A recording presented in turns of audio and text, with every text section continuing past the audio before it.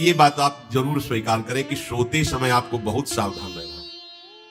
और प्रायः गलती सोते समय करते हैं उपासक की कोई प्रपंच की बात याद करते हुए या मोबाइल देखते हुए या कोई गंदी चेष्टाओं का आपकी रात बेकार चली जाएगी।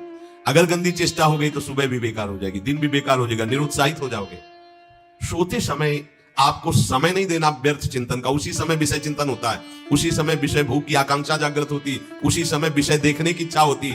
मोबाइल है तो जिस समय आप अपनी शैया पर जाएं स्विच ऑफ कर दें।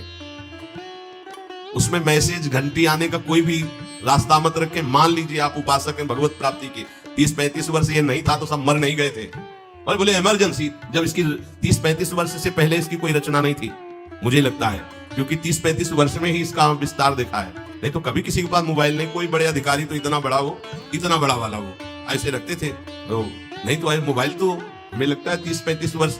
तो फिर इमरजेंसी कैसे चलती थी, कैसे चलती थी इमरजेंसी? और आप ब्रह्मा हो क्या कि इमरजेंसी संभाल लोगे? स्विच ऑफ करो।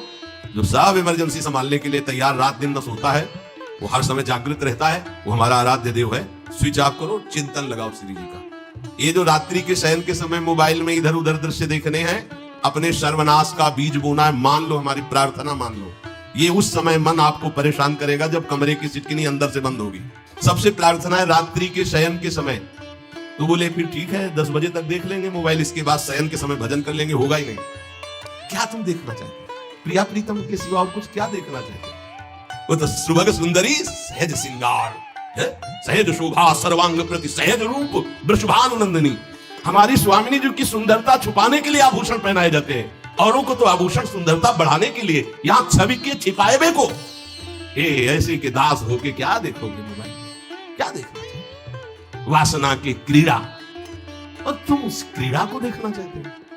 परमार्थ के पथिक हो, देखना है तो प्रभु को देखने की वृत्ति रखो, अन्यथा मूंद लो आंखें प्यारे, महान फल प्राप्त करोगे। सबसे प्राप्त